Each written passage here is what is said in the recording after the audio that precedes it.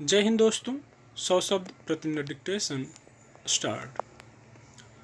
आम तौर पर सितंबर महीने में बारिश का जोर इतना नहीं देखा जाता, लेकिन इस बार बरसात का अब भी जो रुख देखा जा रहा है वह थोड़ा अलग है। हालांकि मौसम की अपनी गति होती है और कई बार उसका अनुमानों से पहले शुरू हो जाना या फिर लंबा खिंचना कोई अप्रत्याशित घटना नहीं है, लेकिन इसका आम जनजीवन पर असर पड़ता है। हाल में देश के कई राज्यों में बारिश की वजह से जैसी स्थिति पैदा हो गई, उसे निश्चित रूप से मौसम की मार के तौर पर देखा जा सकता है। मगर यह भी सही है कि व्यवस्थागत कमियां कई बार समस्या की गंभीरता को और ज़्यादा बढ़ा देती हैं। मसलन देश के कई शहरों में बरसात की वजह से होने वाले जल जमाव और सड़कों पर जाम जैसे हालात देखने में आए। वह पानी की निकासी और यातायात प्रबंधन की व्यवस्था में खामी का नतीजा है। वहीं बीते कई दिनों की बारिश की वजह से मुख्य रूप से दिल्ली और गुरुग्राम की सड़कों पर यातायात लगभग ठप पड़ गया और वाहनों की लंबी कतारें लग गईं।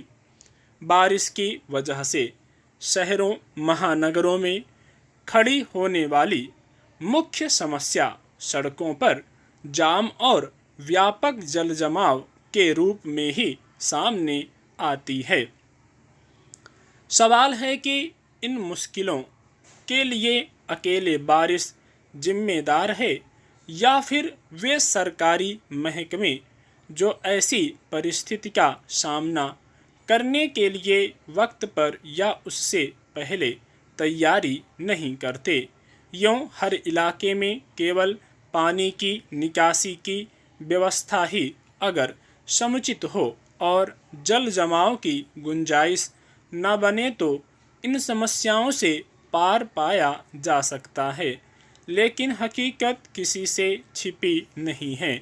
जहां आम दिनों में भी छोटे बड़े नाले हर तरह से साफ और निर्बाध होने चाहिए, वहां मौसम के मुताबिक बरसात की आशंका के मद्देनज़र सरकार नालियों की सफाई कराने की औपचारिकता पूरी करती दिखती है।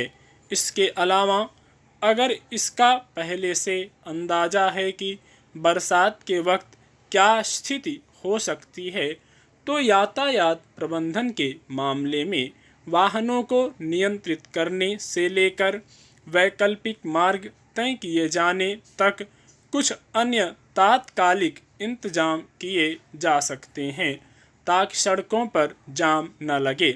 लेकिन सभी जानते हैं कि हर साल बरसात के मौसम में शहरों की हालत क्या हो जाती है।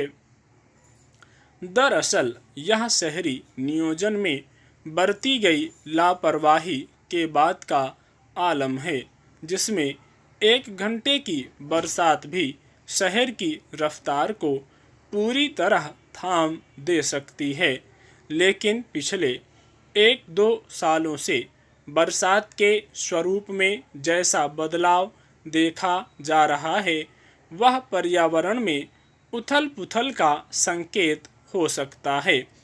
देश के जिन इलाकों में बरसात अपनी स्वाभाविकता में आकर गुजर जाती थी, वहां अब बेलगाम बारिश और कई बार बादल फटने जैसी घटनाएं भी देखी जा रही हैं।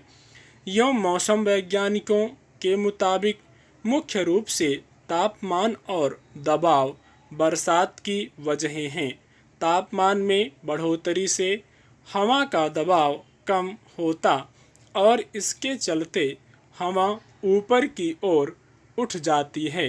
यही वजह है कि ज़्यादा दबाव वाले क्षेत्रों के बादल कम दबाव वाले इलाकों की ओर बढ़ जाते हैं। लेकिन प्राकृतिक उतार चढ़ावों से उपजी मुश्किलों का सामना करना ही अकेला विकल्प होता है और इसीलिए बाढ़ या अन्य आपदाओं से बचाव के लिए अलग अलग मोर्चों पर बहुत सारे इंतजाम किए जाते हैं। स्टॉप।